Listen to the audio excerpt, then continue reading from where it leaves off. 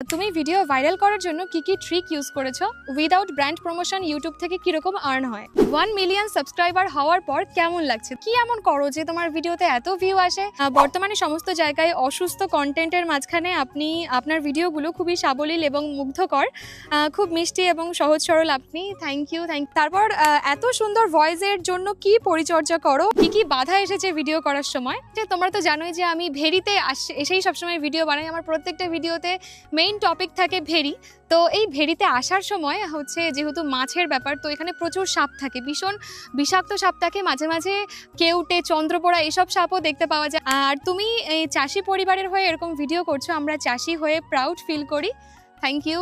যখন আমার ভিডিও একটু ভাইরাল হতে শুরু করে তখন অনেক জায়গা থেকেই অনেক মানুষ আমাদের বাড়িতে এসেছিল। হ্যাঁ, অবশ্যই অনেকে এসেছিল যারা মানে আমার ভিডিও খুব ভালো লাগে, আমাকে দেখতে এসেছিল, আমার খুব ভালো লেগেছে। কিন্তু কিছু মানুষ যারা এরকম ভিডিও বানায় আমার মতো, তারা হয়তো তাদের ভিডিও ভাইরাল হচ্ছে না বলে তারা আমাদের বাড়িতে এসে আমাকে যে তুমি আমার চ্যানেল খুলে দাও, একটু ভিডিওতে কিছু বলে দাও, বা তোমার ভিডিওতে আমার নামটা বলে দাও। তো এই সব ব্যাপারগুলো একটু খারাপ লাগে, কারণ দেখো প্রত্যেক দিন আমাকে মাঠে আসতে হয় এই রোদ্দুরের মধ্যে, তোমরা তো দেখোই। তারপর কন্টেন্ট আমি ক্রিয়েট করে তারপর বাড়িতে গিয়ে স্নান করে, মানে আমি রেস্ট নেওয়ার সময় পাই না। তারপর আমাকে বসতে হয় ভিডিও এডিটিংয়ে। তারপর বিকাল হলে পরে আমি ভিডিও আপলোড করি। তো এই সময়টা আমাকে দিতে হয়। তো সেই সময় যদি কেউ এসে মানে ঘন্টার পর ঘন্টা বসে থাকে যে তুমি কিভাবে করো, আমাকে একটু বলে দাও, তোমার ভিডিওতে আমার নাম বলে দাও, আমার ভিডিওতে তুমি কিছু বলে দাও, তো এইসব একটু মানে বিরক্তিকর লাগে। তবে তোমরা যারা আসো আমাকে দেখতে, আমাকে ভালোবেসে আসো, তাদেরকে আমার সত্যি ভালো লাগে। হ্যালো বন্ধুরা, আমি রচনা বিশ্বাস তোমাদের সবাইকে স্বাগত জানাই এই চ্যানেলের আরও একটি নতুন ভিডিওতে। তো তোমরা অনেকেই অপেক্ষা করছিলে কিউএনএ ভিডিওর জন্য, কারণ প্রায় 1 মাস আগে আমি একটা কমিউনিটি পোস্ট দিয়েছিলাম যে 1 মিলিয়ন স্পেশাল কিউএনএ ভিডিও। তো সেখানে তোমরা প্রচুর কমেন্ট করেছো, প্রচুর প্রশ্ন করেছো। তো আজকে আমি সেই সমস্ত প্রশ্নের উত্তর দেব, কিন্তু তার আগে তোমাদের যে এত ভালোবাসায় আমাদের চ্যানেলটা 10 লক্ষ পরিবার কমপ্লিট হয়েছে, তো সেই জন্য আমার গোল্ডেন প্লে বাটন চলে এসেছে। সেটা আগে তোমাদেরকে দেখাই। এই যে দেখো আমার গোল্ডেন প্লে বাটন চলে এসছে, এই যে সার্টিফিকেট।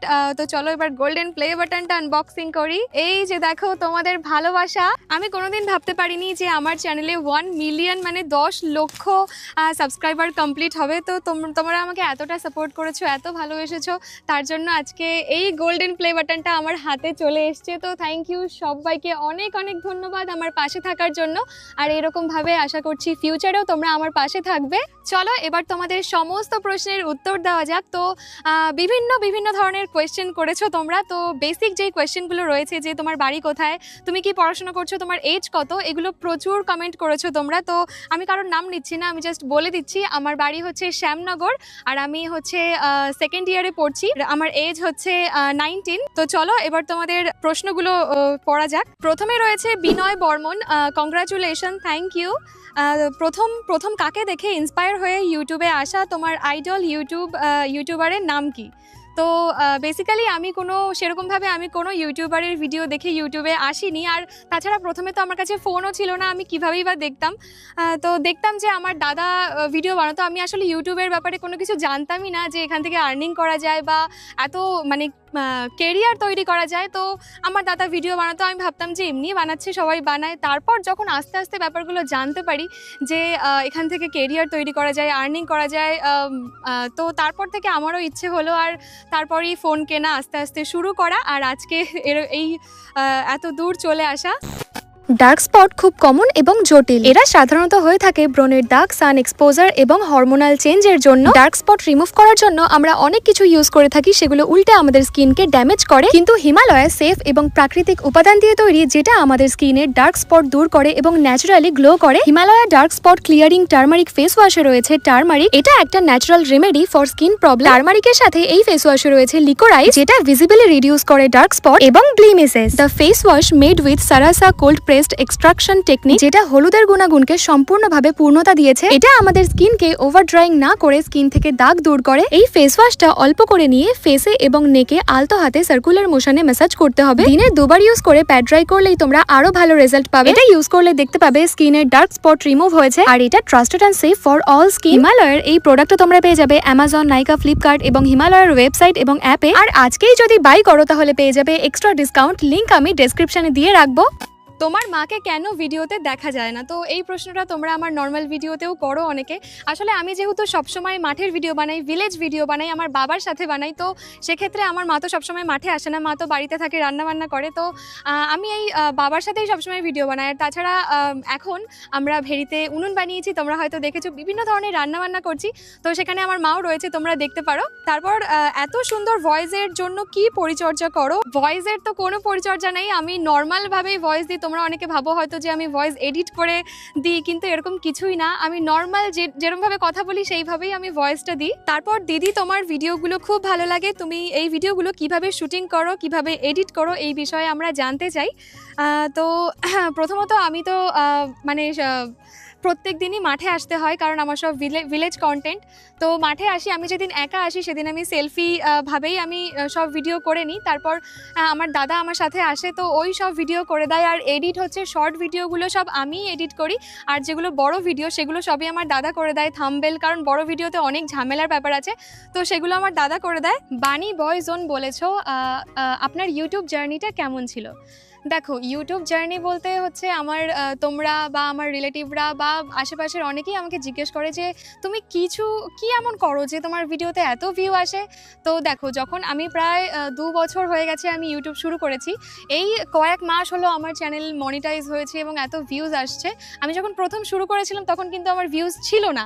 আমি মাঠে আসতাম, এখানে ওখানে যা খুশি মানে অনেক রকমের ভিডিও বানিয়েছি, কিন্তু কোনো লাভ হয়নি। তারপর যখন আমি প্রত্যেক দিন মাঠে আসা শুরু করলাম এবং এই যে পরিবেশের এত সুন্দর সুন্দর মাছ ধরা, এত ভালো ভালো ভিডিও দেওয়া শুরু করলাম, তারপর থেকে কিন্তু আমার ভিউজ আসছে। তো আমি তোমাদেরকে একটা কথাই বলবো যে কোয়ালিটিড কন্টেন্ট দাও, যেগুলো মানুষের ভালো লাগবে। এরকম কোনো সেটিংস নেই। তোমরা হয়তো সোশ্যাল মিডিয়াতে দেখবে যে অনেকেই বলে যে এই সেটিংস অন করো, ওই সেটিংস অন করো, তাহলে তোমার ভিডিওতে ভিউজ আসবে। তোমার ভিডিওটা যদি ভালো না হয় তাহলে মানুষ কেন দেখবে তোমার ভিডিওটা? একটা নর্মাল ভিডিও কেন দেখবে? তোমাকে চেষ্টা করতে হবে একটা ভালো ভিডিও বানানোর, যেটা মানুষের ভালো লাগবে। 1 মিলিয়ন সাবস্ক্রাইবার হওয়ার পর কেমন লাগছে? দেখো, স্বাভাবিক খুবই ভালো লাগবে, কারণ একটা চ্যানেলকে 1 মিলিয়ন সাবস্ক্রাইবার পর্যন্ত নিয়ে যাওয়া খুবই খাটনির কাজ। অনেক মানে যারা করো তারাই শুধু জানতে পারবে, দূর থেকে তো সবার মনে হবে এতে আর কষ্ট কি, ভিডিও করে ছেড়ে দিলাম হয়ে গেল। কিন্তু যারা করে তারা জানে যে এরকম প্রত্যেক দিন এত রোদের মধ্যে মাঠে আসা, ভিডিও করে নিয়ে যাওয়া, তারপর এডিট করে সেগুলোকে আপলোড করা, এটা অনেকটাই মানে কঠিন কাজ। তো খুবই ভালো লাগছে, আর কখনো তো ভাবতেও পারিনি যে এতটা ভালোবাসা পাবো তোমাদের থেকে। আবারও তোমাদের সবাইকে অনেক ধন্যবাদ জানাই। আর তাছাড়া আমার ফ্যামিলির মেম্বাররা সবাই আমাকে প্রচণ্ড সাপোর্ট করেছে, আর তোমরা তো রয়েছে, ওই তোমরা যদি সাপোর্ট না করতে তাহলে কি হতো? আর সবার ওপরে তো ভগবান চেয়েছে বলেই, ভগবানের আশীর্বাদ ছিল বলেই হয়েছে, না হলে হয়তো হতো না। ভবিষ্যতে আপনার কি কন্টেন্ট বানানোর পরিকল্পনা রয়েছে? তো দেখো, যেহেতু ভিলেজের কন্টেন্ট দিয়েই মানুষ আমাকে চিনতে পেরেছে, তো আমি চাই যে এইরকমই কন্টেন্ট বানাতে, এইগুলোকেই আরও ইমপ্রুভ করতে। আর তাছাড়া আমি কখনো অন্য কারোর হয়ে কোনো কাজ করব না, যেটা করব নিজের চ্যানেলে করব, নিজের হয়ে করব, যাতে আমাকে সবাই চিনতে পারে, নিজের একটা পরিচয় তৈরি করব। আপনার ভক্তদের জন্য কি বার্তা দিতে চান? তো যারা প্রথম দিন থেকে আমার সাথে ছিলে, আমার ইউটিউব জার্নিতে আমার সাথে রয়েছে এখনও, আর ভবিষ্যতেও হয়তো থাকবে, তাদেরকে অনেক অনেক ধন্যবাদ। আমি চেষ্টা করব তোমাদের সামনে অনেক নতুন অনেক সুন্দর কন্টেন্ট তুলে ধরার, আর আমার কাজটাকে আরও ইমপ্রুভ করার চেষ্টা করব। আর যারা নেগেটিভ কমেন্ট করো তাদেরকেও অনেক অনেক ধন্যবাদ আমার ভিডিওটা দেখার জন্য। অন্তর সর্দার বলেছো, আমি বাংলাদেশ থেকে আপনার ভিডিও দেখি অনেক আগে থেকে। বর্তমানে সমস্ত জায়গায় অসুস্থ কন্টেন্টের মাঝখানে আপনার ভিডিওগুলো খুবই সাবলীল এবং মুগ্ধকর, খুব মিষ্টি এবং সহজ সরল আপনি। Thank you so much. রায়গঞ্জের অমৃত বলেছো, প্রশ্ন নিও, বোন তোমার বাবা মানে আমার কাকু অনেক ভালো মনের মানুষ, দেখেই বোঝা যায়। Thank you. তোমার বাড়ি কোথায়? আমার বাড়ি হচ্ছে শ্যামনগর। আর তুমি ইউটিউবের পাশাপাশি আর কি করো? আমি পড়াশোনা করছি, 2nd ইয়ারে পড়ছি।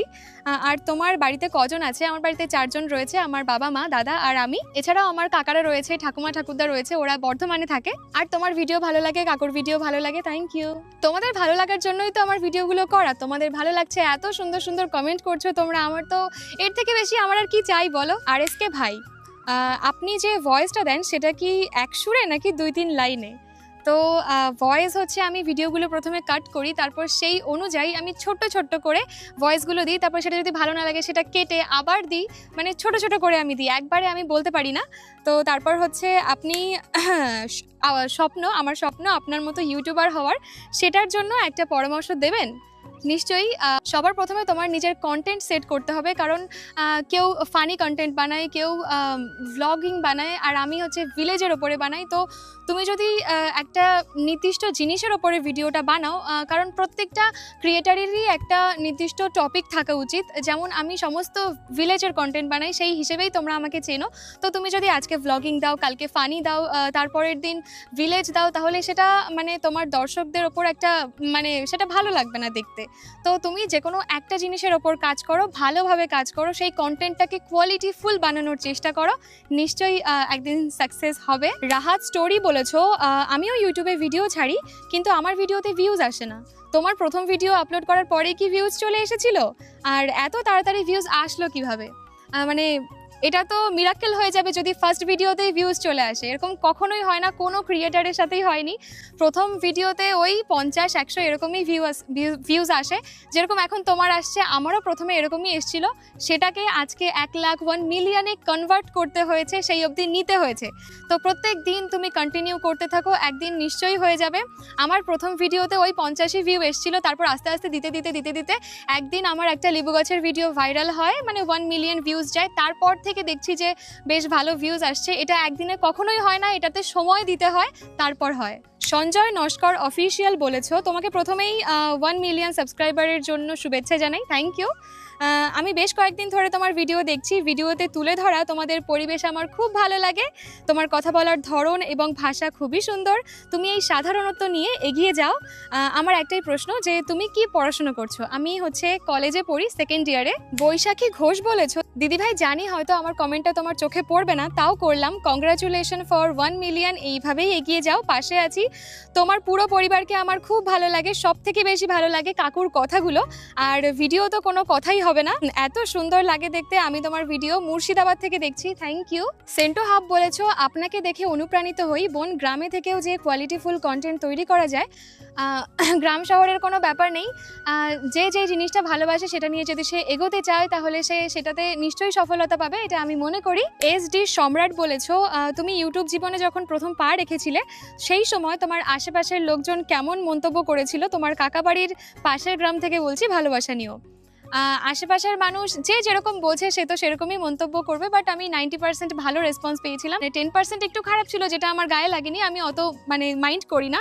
যাই হোক, কিন্তু একটা জিনিস যেটা আমি যখন আমার ভিডিও একটু ভাইরাল হতে শুরু করে, তখন অনেক জায়গা থেকেই অনেক মানুষ আমাদের বাড়িতে এসেছিল। হ্যাঁ, অবশ্যই অনেকে এসেছিল যারা মানে আমার ভিডিও খুব ভালো লাগে, আমাকে দেখতে এসেছিল, আমার খুব ভালো লেগেছে। কিন্তু কিছু মানুষ যারা এরকম ভিডিও বানায় আমার মতো, তারা হয়তো তাদের ভিডিও ভাইরাল হচ্ছে না বলে তারা আমাদের বাড়িতে এসে আমাকে যে তুমি আমার চ্যানেল খুলে দাও, একটু ভিডিওতে কিছু বলে দাও, বা তোমার ভিডিওতে আমার নামটা বলে দাও। তো এই সব ব্যাপারগুলো একটু খারাপ লাগে, কারণ দেখো প্রত্যেক দিন আমাকে মাঠে আসতে হয় এই রোদ্দুরের মধ্যে, তোমরা তো দেখোই। তারপর কন্টেন্ট আমি ক্রিয়েট করে তারপর বাড়িতে গিয়ে স্নান করে, মানে আমি রেস্ট নেওয়ার সময় পাই না, তারপর আমাকে বসতে হয় ভিডিও এডিটিংয়ে, তারপর বিকাল হলে পরে আমি ভিডিও আপলোড করি। তো এই সময়টা আমাকে দিতে হয়। তো সেই সময় যদি কোনো কেউ এসে মানে ঘন্টার পর ঘন্টা বসে থাকে যে তুমি কিভাবে করো, আমাকে একটু বলে দাও, তোমার ভিডিওতে আমার নাম বলে দাও, আমার ভিডিওতে তুমি কিছু বলে দাও, তো এইসব একটু মানে বিরক্তিকর লাগে। তবে তোমরা যারা আসো আমাকে দেখতে, আমাকে ভালোবেসে আসো, তাদেরকে আমার সত্যি ভালো লাগে। অরিত্র বলেছো, তুমি ভিডিও ভাইরাল করার জন্য কি কি ট্রিক ইউজ করেছো? ট্রিক আমি সেরকম কিছু ইউজ করিনি। যখন দেখলাম যে আমার প্রথম থেকে ইচ্ছে ছিল একটা মানে ভালো কোয়ালিটির ভিডিও দেওয়ার, নর্মাল ভিডিও তো সবাই করে, কিন্তু সেই জন্য আমি আইফোন কিনেছিলাম। তারপর যখন দেখছি যে ভিডিওগুলো একটু ভাইরাল হচ্ছে, তখন আমি মাইক কিনেছি, ট্রাইপড কিনেছি, আস্তে আস্তে এই ভিডিও কোয়ালিটি একটু বাড়ানোর চেষ্টা করছি, যাতে ভিডিওগুলো আরও ভালো লাগে তোমাদের। বিধান বৈরাগী বলেছো, তোমার আগামী দিনে কি করার ইচ্ছে তোমার বাবা মায়ের জন্য? তোমরা তো জানোই যে আমার বাবা এখানে আমার বাবার প্রায় 4 থেকে 5টা ভেড়ি আছে। এছাড়াও আমার বাবা তো প্রচুর জমি, পেঁয়াজ, অনেক কিছু চাষ করে। আমার বাবা প্রচুর পরিশ্রম করে, তোমরা তো ভিডিওতে দেখতেই পাও। তো আমি চাইবো যে আমার বাবার যেন এত পরিশ্রম করতে না হয়, আমার বাবা যেন ভবিষ্যতে মানে খুব ভালোভাবে থাকতে পারে, এত খাটাখাটনি যেন না করতে হয়। আর তুমি এই চাষি পরিবারের হয়ে এরকম ভিডিও করছো, আমরা চাষি হয়ে প্রাউড ফিল করি, থ্যাংক ইউ। আমি আমি ছোটবেলা থেকেই আমি চাষ করি এবং আমার মামা বাড়ি, আমার কাকা বাড়ি, আমার বাবা সবাই চাষবাস করে, তো এই বিষয়ে আমাদের একটা আলাদাই ভালোবাসা রয়েছে। তারপর হচ্ছে বাবি বোবো ফরএভার বলেছো, নিজের স্ট্রাগলটা যদি একটু বলতে, জীবনে 1 বছর পর নিজেকে কোথায় দেখতে চাও, কি কি বাধা এসেছে ভিডিও করার সময়। বাধা হচ্ছে, তোমরা তো জানোই যে আমি ভেরিতে এসেই সবসময় ভিডিও বানাই। আমার প্রত্যেকটা ভিডিওতে মেইন টপিক থাকে ভেরি। তো এই ভেরিতে আসার সময় হচ্ছে যেহেতু মাছের ব্যাপার, তো এখানে প্রচুর সাপ থাকে, ভীষণ বিষাক্ত সাপ থাকে, মাঝে মাঝে কেউটে, চন্দ্রপোড়া এসব সাপও দেখতে পাওয়া যায়। তো এইগুলো প্রচণ্ড ভয় লাগে। আর এখানে প্রচুর জল থাকে। তো একদিন আমি ভিডিও করার সময় মানে আমার হাত থেকে ফসকে ভেরির মধ্যে আমার ফোনটা পড়ে গেছিলো। তো সঙ্গে সঙ্গে আমিও জলে নেমে গেছিলাম। তখন আমি ভাবিনি যে কোথায় সাপ আছে, কতটা জল আছে, আমি ভাবিনি, আমি নেমে গেছি। ভাগ্যিস আইফোন ছিল, তার জন্য কিছু হয়নি। আর তারপর আমি ফোনটা পেয়েও গেছিলাম। তো মাঝে মাঝেই আমাদেরকে এই স্ট্রাগলগুলো করতে হয়, মানে এই যে সাপকোপের ভয়, তারপরে আরও বিভিন্ন জিনিস আছে, জলে থাকতে হয় সবসময়। তো এইসব দিক থেকে আমাদের প্রচণ্ড সাবধানে থাকতে হয়। আর আমাদের বাড়ি থেকে ভেরিটা অনেকটা দূরে, আমি তো ভিডিওতে সেরকম দেখাতে পারি না। তো আগে, এখন রাস্তা করে দিয়েছে, পাকা রাস্তা, সেই জন্য অসুবিধা হয় না। আগে কাঁচা রাস্তা ছিল, পুরো কাদা হয়ে যেত রাস্তায়। তো সেই সময় আসাটা, মানে ভেরি পর্যন্ত আসাই একটা স্ট্রাগল ছিল। এখন যেহেতু রাস্তা হয়ে গেছে, অতটা অসুবিধা হয় না। কল্যাণী জানা বলেছো, তোমার আর তোমার বাবার ভিডিও খুব ভালো লাগে, নেগেটিভ কমেন্ট যারা করে তাদের উত্তরগুলো দাও, বেশ ভালো লাগে। নেগেটিভ কমেন্টের তো উত্তর সেরকম দিই না, আর আমি খুব একটা নেগেটিভ কমেন্ট পাইও না। ওই কয়েকজন আছে না যাদের ভালো লাগে না, মানে এত ভালো ভিডিও করছি তাও ভালো লাগছে না, দু একটা নেগেটিভ কমেন্ট করতেই হবে। তো সেই সব মাঝে মাঝে একটু খারাপ লাগে, ওর জন্য দু একটা নেগেটিভ কমেন্ট নিয়ে ভিডিও বানাই। তারপর হচ্ছে ইউটিউবার, হঠাৎ করে ইউটিউবার হওয়ার ইচ্ছে হলো কেন? আসলে আমার কোনোদিনই ইউটিউবার হওয়ার ইচ্ছে ছিল না। আমি এমনি মানে পড়াশোনা করছি, তার পাশাপাশি এমনি ভিডিও বানাতাম। তো তারপর মানে ভগবানের ইচ্ছেই আমার বেশ কয়েকটা ভিডিও ভাইরাল হয়ে যায়। তো তারপর থেকে দেখলাম যে এটা করলে খারাপ হয় না, তো তারপর আস্তে আস্তে শুরু করলাম এবং ইউটিউবার হয়ে গেলাম। আমি ইয়াশ ব্লগ বলেছো, দিদি তুমি কি মাঠের কাজগুলো সত্যিই করো নাকি সবকিছু ভিডিও করার জন্য? আসলে দেখো, আমাদের যেহেতু মানে ছোটবেলা থেকেই দেখছি যে বাবা এত কিছু চাষবাস করে, তো ছোটবেলা থেকেই আমার বাবার সাথে মাঠে আসা, বাবাকে খাবার দিতে আসা, তো আসতেই হতো, এখনও আসি। তবে কাজ করার ব্যাপারটা হচ্ছে, আমি যদি কাজ করতেও চাই, আমার বাবা আমাকে কাজ করতে দেয় না। তো ভিডিও যেহেতু করছি, ভিডিওর জন্য আমি কিছু কিছু কাজ করি, সেইটুকুর জন্য আমার বাবার কাছে বকা শুনতে হয়। তো যা যা কাজ করি ওগুলো মানে বেশিরভাগটাই ভিডিও করার জন্যই হয়। এরপর সাথী ব্লগ বলেছো, দেখো বোন, সব কিছুই তো বাকিদের প্রশ্ন, আমি জেনে যেতেই পারবো, কিন্তু আমার প্রশ্ন হচ্ছে, তোমার গলার আওয়াজ, কথাবার্তাগুলো এত মিষ্টি কি করে? আমি শুধু শুনি আর ভাবি, আমার যদি এরকম একটা বোন থাকতো, আমি সত্যি অনেক ভাগ্যবতী হতাম। Thank you so much. Kamal Barui বলেছো, কিভাবে তুমি এডিট করো, কোন সফটওয়্যারে, উইদাউট ব্র্যান্ড প্রমোশন ইউটিউব থেকে কিরকম আর্ন হয়? আমি আইফোন দিয়ে এডিট করি। এরকম আর্নের ব্যাপার তো বলা যায় না ইউটিউব থেকে, কারণ যেরকম ভিউজ থাকবে সেই রকম আর্ন হয়। তো প্রত্যেক মাসে আমার যেরকম আর্ন হয়, একটা ফ্যামিলি মোটামুটি ভালোভাবেই চলে যায়। তপন পাড়ুয়া বলেছো, দিদি ভাই, আপনার 1 মিলিয়ন জার্নিতে এমন কিছু অভিজ্ঞতা বলুন যা আমাদের জন্য অনুপ্রেরণা। হাল ছেড়ে দেওয়ার আগে একবার তোমার অভিজ্ঞতা জানতে চাই। দেখো, কোনো কিছুই শেষ পর্যন্ত না দেখে হাল ছেড়ে দেওয়া উচিত না, কারণ যেটা একবার আমাদেরকে ভেবে নিতে হবে যে এটা আমি করেই ছাড়বো, সেটা যতদিন না হচ্ছে, যতক্ষণ না হচ্ছে, সেটা হাল ছাড়া উচিত না।